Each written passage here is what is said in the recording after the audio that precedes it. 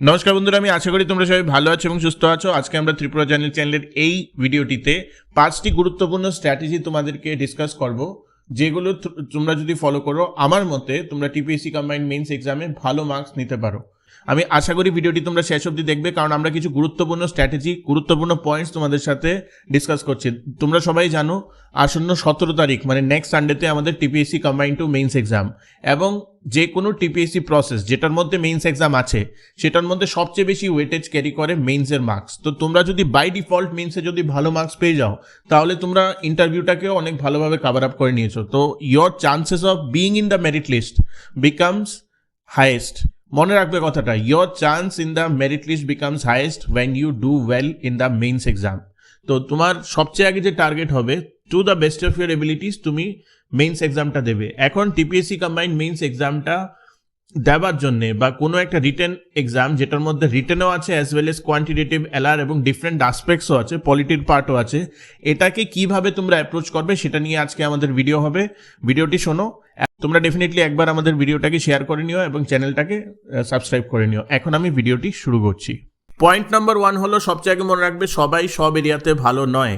আইনস্টাইনই হোক বা যেই হোক, প্রত্যেক এরিয়াতে ভালো নয়। That is why people are specialised in one area. ঠিক আছে, তুমি দেখবে বড় বড় এমবিএ কলেজ বলো, বড় বড় ইঞ্জিনিয়ারিং কলেজ বলো, বড় বড় ডাক্তারি কলেজ বলো, এমডিও যদি করে কেউ একটা স্পেসিফিক ফিল্ডে করে, যদি ইঞ্জিনিয়ারিংও করে কেউ একটা স্পেসিফিক ফিল্ডে করে।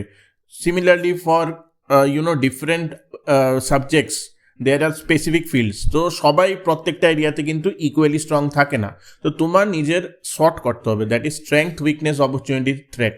তোমার সবচেয়ে আগে বুঝতে হবে যে তোমার স্ট্রেংথ এরিয়া কোনটা, তোমার উইক এরিয়া কোনটা, কোন এরিয়াতে তুমি ইম্প্রুভ করতে পারো এবং কোন এরিয়াটা তোমার জন্য কাল হতে পারে। This is very important.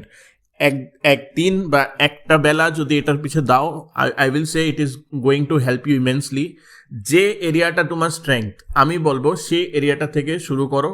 তোমার ইংলিশ পেপারের মধ্যে তোমার যদি মনে হয় যে তোমার গ্রামার পার্টটা strength, start with the grammar part first. যেখানে তুমি কনফিডেন্স পাবে, কনফিডেন্স পাওয়ার পর তুমি অটোমেটিকলি দেখবে পরের পার্টগুলি তুমি ভালোভাবে করছো। But if your precis is a weak area এবং তুমি পেপারটা স্টার্ট করছো প্রেসিস দিয়ে, তারপরে দেখবে কাটাকুটি হয়ে যাবে, হাবিজাবি তুমি লিখবে।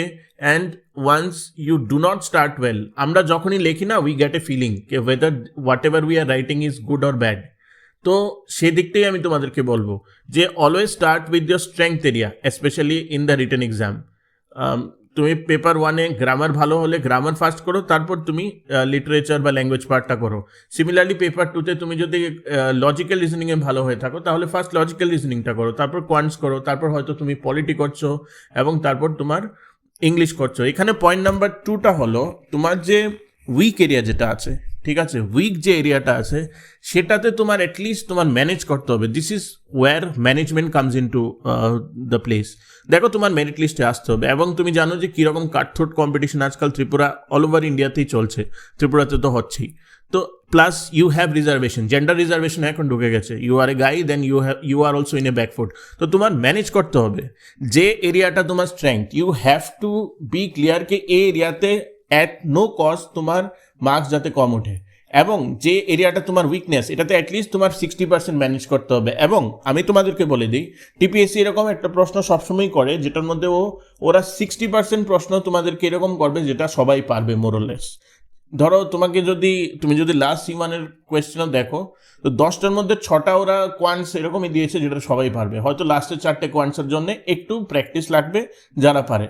ঠিক আছে, তো সিমিলারলি তোমার বুঝতে হবে যে সেই 6টা কোয়ান্টস যেটা ইজি দিয়েছে, সেই 6টা কোয়ান্টস যাতে তুমি ভালোভাবে পুরোপুরিভাবে অ্যান্সার করে দিতে পারো।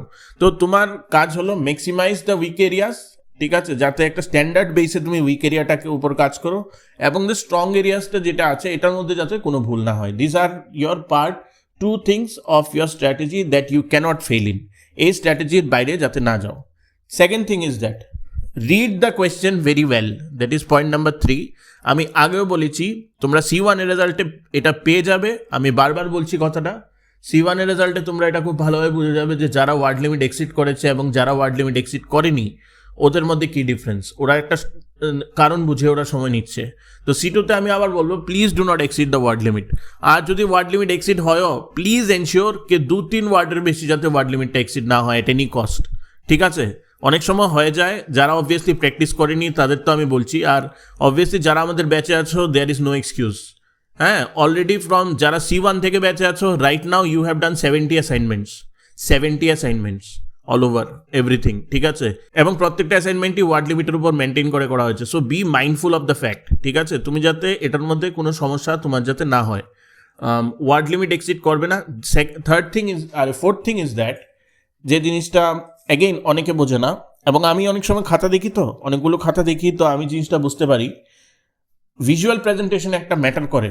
Visual presentation matters. আমার কথা বোঝো, আজকে যদি তোমার সামনে দুজন লোক দাঁড়ায়, একজন লোক সৌরভ গাঙ্গুলির মতো টল, ডার্ক অ্যান্ড হ্যান্ডসাম, আর আরেকজন ধরো সাম 5 feet 2 inch 5 feet 1 inch, দুজন যদি একসাথে দাঁড়ায়, whom will you look at?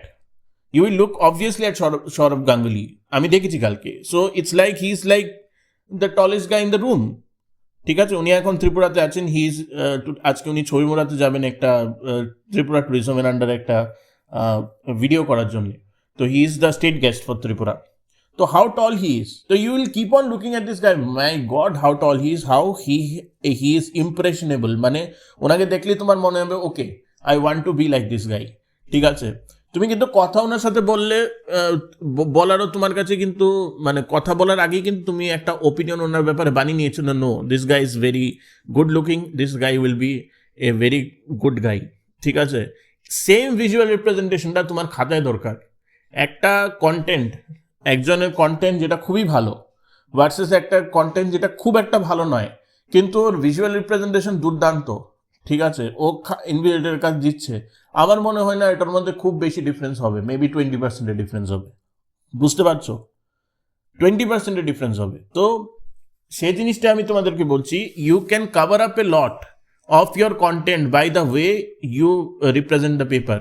Invigilator যাতে পেপারটাকে দেখে বলে no I have got a paper যেটা ডিফারেন্ট, এটা দেখে আমার ভালো লাগছে, আমি এটাতে পড়ি, পড়ার পর অবভিয়াসলি সবাই মোরলেস সেম কন্টেন্টই লেগে, তো মার্কস দেবেই দেবে, ঠিক আছে? So this is point number 4। এখানে আরেকটা কথা তোমাদেরকে বলে রাখি, যেটা আমি আমার অ্যাসাইনমেন্ট ব্যাচে অনেক সময় দেখেছি, অনেকে ফ্রেজেস অ্যান্ড ইডিয়ামস ছেড়ে দেয় ভাই, অনেকে লজিক্যাল রিজনিং ছেড়ে দেয়, সেন্টেন্স ছেড়ে দিচ্ছে। ভাই ছাড়ার কি মানে? এটার মধ্যে নেগেটিভ মার্কিং তো নেই তোমার, পুরোটা পেপারের মধ্যে কোথাও তোমার নেগেটিভ মার্কিং নেই। তো তুমি যদি ধরো কোনো ফ্রেজেস অ্যান্ড ইডিয়ামস তুমি জানোই না, এটা পারোই না, বা তোমার কাছে একটা সেন্স আসছে, এটা রেখে দাও লাস্টের জন্য, 2 mark, why will you lose out on 2 marks? তোমার কাছে যখন কোনো নেগেটিভ মার্কস নেই, তুমি এটা লাস্টে দাও। তোমার মতে একটা সেন্টেন্স যেরকম হয় স্ট্রাকচার, সেই সেন্টেন্সটা তুমি স্ট্রাকচার করে দাও, that will work out for you. কতটা আমার বোঝার চেষ্টা করো। Do not leave anything in the exam যেটা তুমি পারো। অবভিয়াসলি তুমি যদি এখন কোনো কোয়ান্টস পারো না, অবভিয়াসলি অ্যালার পারো না, দ্যাটস এ ডিফারেন্ট থিং, কারণ তুমি তো আর কাটাকুটি করতে পারবে না, ঠিক আছে না? কিন্তু গ্রামেটিক্যাল পার্টে কিন্তু আমি দেখি না যে কেউ যাতে 1 মার্কও গ্রামার এবং ইংলিশ পার্টে যাতে ছেড়ে না আসো। আরেকটা কথা ইংলিশ পার্টের ব্যাপারে আমি তোমাদেরকে বলবো, সে জিনিসটা হলো যে ইংলিশ পার্ট যদি কেউ লেখা শুরু করে, it will take hardly 1.5 hours to finish. আমি যেমন অনেক স্টুডেন্টকে দেখি যে আমি মানে 2.5 ঘন্টার পরীক্ষা, তো আমি দিলাম ওদেরকে পেপার, এবং পেপার দেওয়ার দেখি আমি 1 ঘন্টা 20 মিনিট পরে আমাকে পিডিএফ পাঠিয়ে দিচ্ছে। আরে ভাই 1 ঘন্টা 20 মিনিটের মধ্যে তুমি লেখে তুমি পিডিএফে পাঠিয়ে দিচ্ছ, আবার তুমি আমাকে বলছো আমি কম মার্কস পেলাম কেন? কম মার্ক তো পাবেই। তুমি কি 1 ঘন্টা 20 মিনিটের মধ্যে কি স্ট্যান্ডার্ডাইজ কোনো লেখা লিখতে পারবে নাকি? তোমাকে সময়টা দেওয়া হয়েছে সময়ের ফুল ইউটিলাইজেশন করার জন্য। Go to the rough page, মানে একটু লাস্ট একটা রাফ পেজ বানাও, রাফ পেজ মানে একটু আগে প্রেসিসের ব্যাপারে একটু বুলেট পয়েন্টটা লিখে নাও, লিখে তারপর তুমি বসাও না প্রেসিসটা। 1 ঘন্টা 20 মিনিটে তুমি অ্যান্সার করে ওখানে বসে মানুষের মুখ দেখে কি করবে? You are not utilising the maximum amount of time. আর এখানেই তোমার স্ট্যান্ডার্ডাইজেশন অফ মানে তোমার যে standard pattern of question answer এটা বোঝা যায় খুব ভালোভাবেই। আশা করি এই ভুলটা তোমরা করবে না। Use the maximum amount of time. যদি 10 মিনিট আগে বা 5 মিনিট আগে মানে শেষ হয়, that is the best thing. Take your time, breathe slowly and give your exam to the fullest. Last point, the fifth point that I am going to say is that exam হলে calm থাকতে হবে, at the same time pragmatic থাকতে হবে। Pragmatic কথার অর্থ কি? C1 এর paper আমার যেরকম এসছে এটা মাথায় নিয়ে চলো যে C2 এর পেপার হয়তো হার্ড আসবে। দেয়ার ইজ এ চান্স কি C2 পেপার বিকামস হার্ডার দেন C1। এই জিনিসটা মাথায় নিয়ে করতে হবে, এবং হার্ড হলে যেটা তোমার জন্য হার্ড হবে সেটা সবার জন্য হার্ড হবে। So don't worry about the hardness. এই জিনিসটা যখন তুমি অ্যাকসেপ্ট করো যে পেপারটা হার্ড হবে এবং অ্যাকর্ডিংলি তোমার প্রিপারেশন করতে হবে, মানে লিখতে হবে, it becomes more easy to you then to expect কে আমি তো ভাইবা গেছিলাম যে ইজি একটা পেপার আইবো, এটা কি পেপার দিয়ে দিছে আমারে।